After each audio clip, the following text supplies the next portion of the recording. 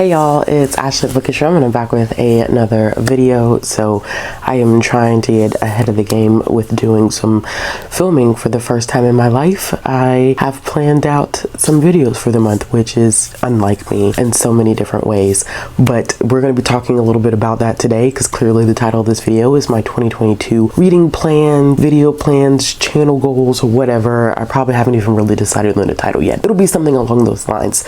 So as always, if you're new here, welcome to my channel. If you like what you see, make sure you hit that like button, hit the subscribe button to see more content from me, and hit that bell for notifications so you never miss a video. Okay, so usually when it comes to 2022 reading plans, usually when it comes to reading plans in general, I try to be a little bit more lenient because of the fact that I definitely have trouble sticking to plans sometimes because my life doesn't always work in the way that I'm expecting it to work. Oftentimes I'll have these plans set up and then like midway through the year, something happens and then my plans kind of go left. Like last year, I was like on track for certain things and I ended up getting a new job, which is definitely a blessing. Very, very thankful for that. But it does kind of throw a curveball into what your expectations are for the year.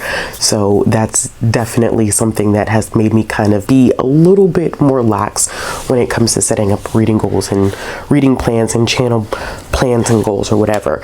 But one thing that I did say that I wanted to do in 2020 when I did my reading plans or my reading goals or my video goals for 2021 is that I wanted to maintain being my authentic self. And while I think I did a little bit of that and I explored some different means of content in terms of like me starting to have more discussions on my channel, me starting to do like reaction videos to these lists and stuff like that, I still want to push myself to continue to make the content that I want to make and not the content that I think is going to be the biggest hit amongst viewers, which I know probably seems kind of crazy because you do want to put out content that your viewers are going to enjoy, but you also have to find that happy medium and that balance of putting out content that people will enjoy, but stuff that you enjoy making as well, or else it comes across as if you're not really enjoying the content that you're making, or you're trying to reach certain expectations that people have of you. And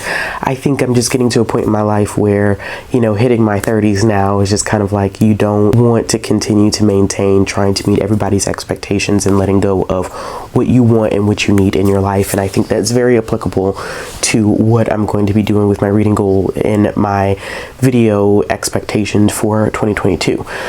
So I have like a couple of things here that I'm going to talk about. This is not going to be like a long and extensive video and a long and drawn out video because it's unnecessary for it to even be that type of show. But I do have some things that I do want to focus on in 2022.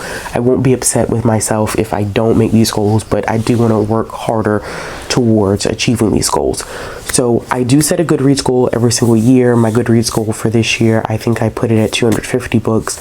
I was able to read 382 last year, but I think one of the big things that I do want to do this year is I want to up my page count. So last year, I think I read maybe like in between 65 to 68,000 pages. This year, I really, really would love to see myself reach 100,000 pages, which is kind of, it's a goal now. That's a difficult thing to do. I think it's easier to up that number on the end of the number of things you're reading as opposed to upping that page count. So that's one thing that I do want to do. Will it happen? I don't know, but it is something that I do want to happen. But my Goodreads goal is set at 250 for the year, which I think I will be able to make and surpass. That I've done it in the past 2 years, so I don't think that this year will necessarily be an exception to that pattern. One of the particular things that I do want to highlight is that I do want to continue to focus on, and which I think I did an excellent job of this last year, is continuing my focus on also highlighting those picture books, those comics, and those graphic novels. I have seen, once again, we're back in the cyclical conversation of people talking about whether picture books, graphic novels, and comics are technically cheating and counting. At this point in my life, I just don't care. If you think that's cheating, that's you have your opinion, that's fine. But I think that it's a great way to highlight and showcase a different form of literature that people don't necessarily always read. Not saying that people don't read them at all, but I do know in the booktube community that these are specific genres that are not really highlighted, or mediums that are not really highlighted that often. So within that 250, I want to make sure that I definitely am highlighting those areas. I don't have a certain percentage that I want to reach. I don't want to say like maybe 50-50. I can't say. I have some goals in my head, but I haven't really worked them out yet, so I don't want to say them just yet on camera, but I do have some ideas about that. One thing that probably will be changing this year is my ARC reading. So I do get sent stuff for review. A lot of times the stuff that I do get sent for review is unsolicited. So I don't really request stuff from publishers, to be honest with you, and that's not a flex. It's just that I know me and I'm a mood reader, so it's kind of hard for me to really prioritize some things a lot of times. So I don't have a tendency to ask for a lot, because those could be going to people who really can prioritize and read those materials before their release date. However, with the position that I'm in at work, I think that I do need to start prioritizing a little bit more of my ARC reading, because of the fact that it helps me make better decisions when it comes to purchasing books. Not to say that there aren't reviews already out there. Like, I use a lot of professional journals, like, you know, School Library Journal, Library Journal. Kirkus Reviews is probably one of the biggest ones that I do end up using because of the way that they format their reviews. But sometimes there aren't necessarily any professional reviews attached to some stuff, and I want to be able to use my professional judgment, and a good way to do that is to read an advanced copy of it. So being a librarian, it's a little bit easier for me to acquire advanced copies, especially through Edelweiss. Is that how you say it? You know what? I feel like it's Edelweiss. You know, somebody's gonna correct me on that. Somebody correct me on that in the comments. But because I'm a librarian, I don't have a difficult time getting ARCs through that particular website. I don't use NetGalley at all, really, to be honest with you. I've never really used NetGalley because I've never really been a hardcore ARC reader. Like, it's never been a thing for me. But I think that because of the nature of the job that I'm in now, I do use that site to keep track of things that are coming out all throughout the year. Like, I already have my eyes on stuff coming out as late as September, October of this year, and some stuff that I've been approved for as late as September and October of this year already. And once again, this is not a flex. This is not a, oh, you know, I've had this discussion on my channel about arts and stuff like that, so I'm not going to delve into that right now. But for me, it's a necessity. It helps me better, you know, be capable of doing my job. So my ARC reading probably will change going into this year. You probably will see me start to review stuff that will be coming out in the next couple of months or so, and that really honestly is trying to find that balance between reading for pleasure and reading to make sure I'm keeping up with what exactly is going on in publishing as it relates to youth related materials. That would be, you know, board books, picture books, beginner readers, middle grade, YA. Like, I have to be aware, chapter books, I have to be aware of all that stuff. One of the things that I am going to push myself to do this year, because I think that I talked a lot about it last year, and if I'm going to talk the talk, I also need to walk the walk, and that is reading more out of my comfort zone. So I read a wide variety of things. I think if you've been a viewer of this channel for any amount of time, you know that I kind of read all over the place. I'll read things that everybody's talking about. I'll read things that people have never heard of before. It's just who I am as a reader. I pretty much dibble and dabble in a lot of things, but I still have areas that I'm not as comfortable in.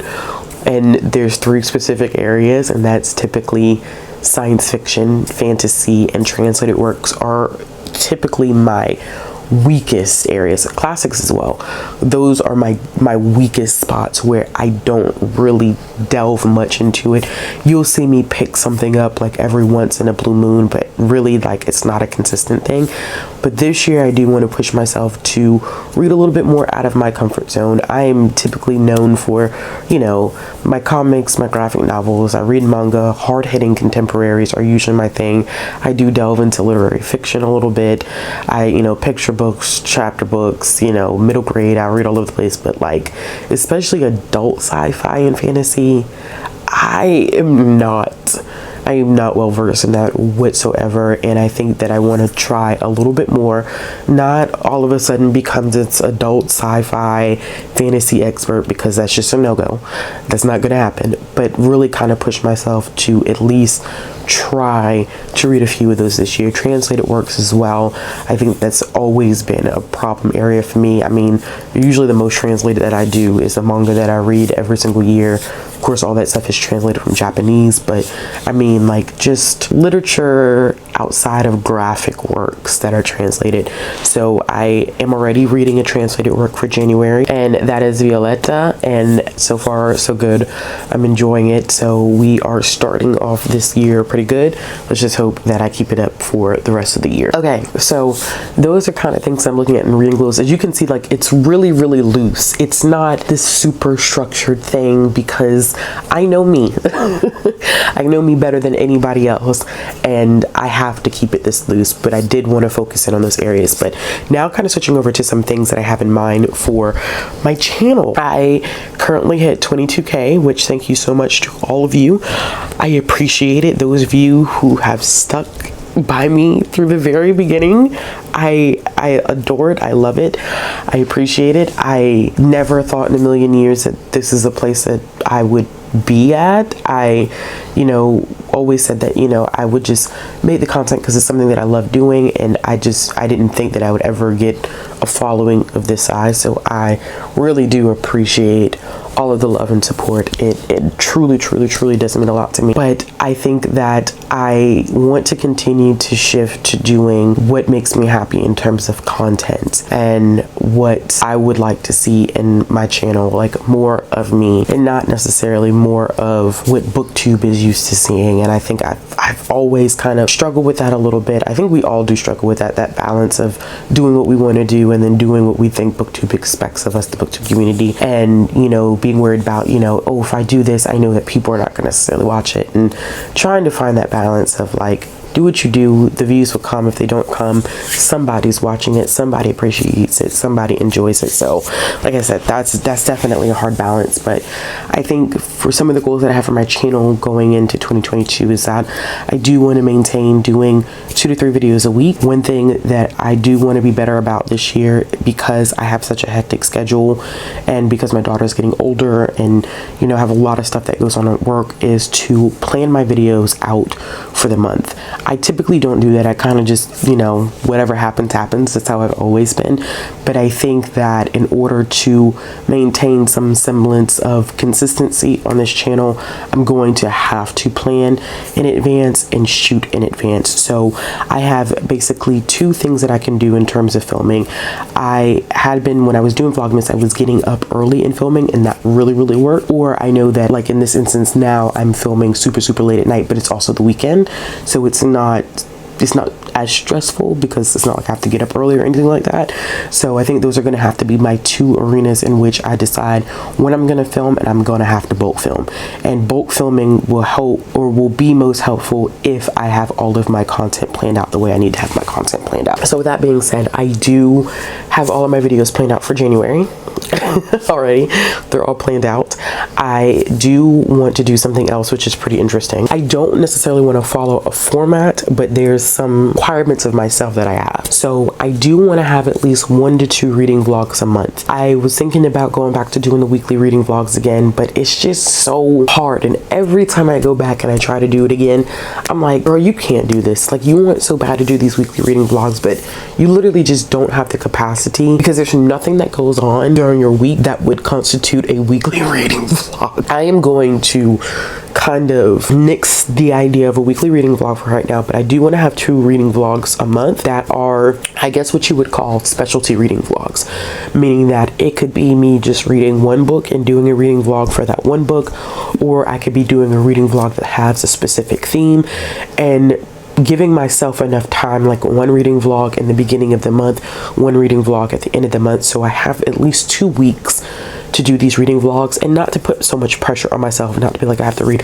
all the books in the world. But for example, in January I think in January I have 2 reading vlogs. Okay, so yes, so in January I do have 2 reading vlogs planned already, so that's going to be interesting. So one that I probably will be getting out the way next week, and then the other one I'll be focusing on for the second half of January, and those both are going to be specialty reading vlogs, so you'll see them when they pop up sometime this month. I don't want to say what they are just yet. Okay, and then out of the videos that I do put up in a month, I do have some other requirements of myself.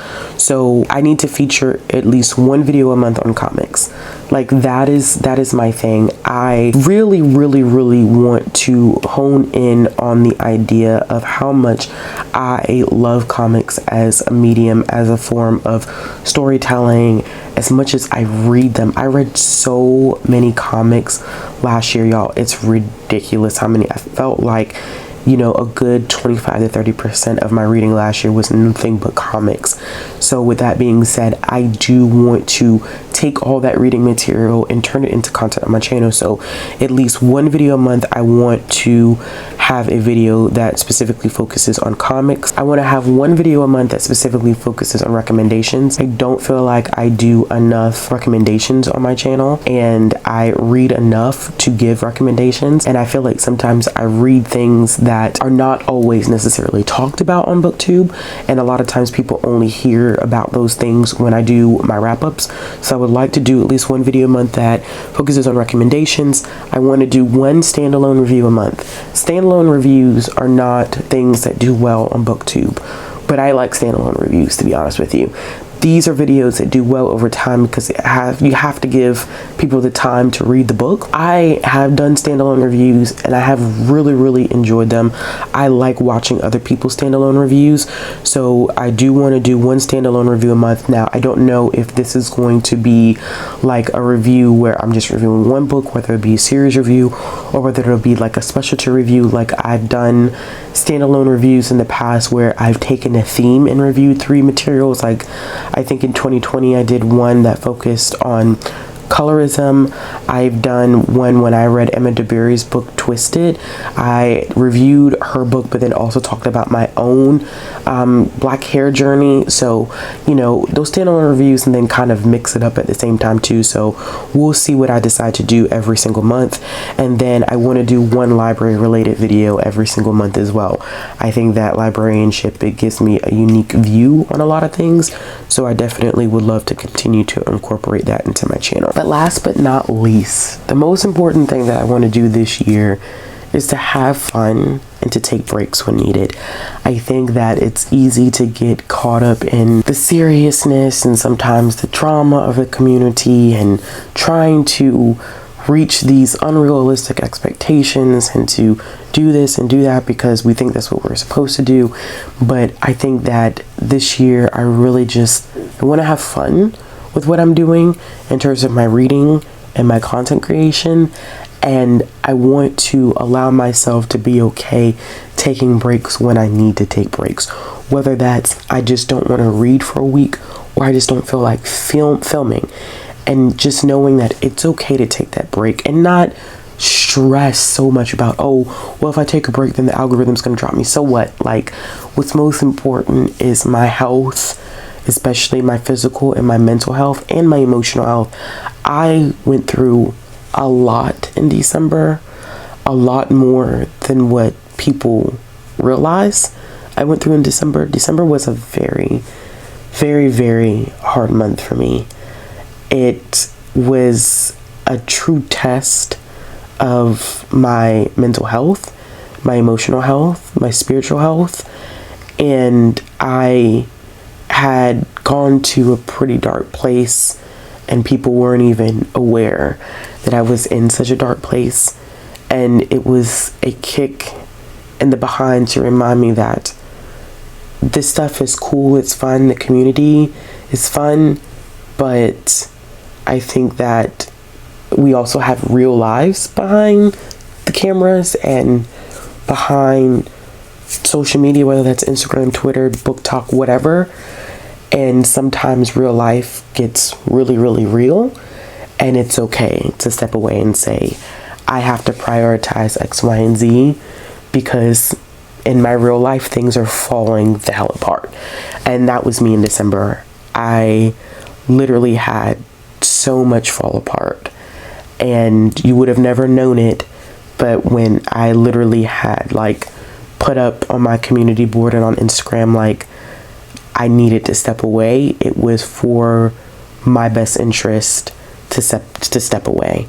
And I'm glad that I did, because it gave me time to reflect and really think about a lot of things personally, and to begin a long healing process.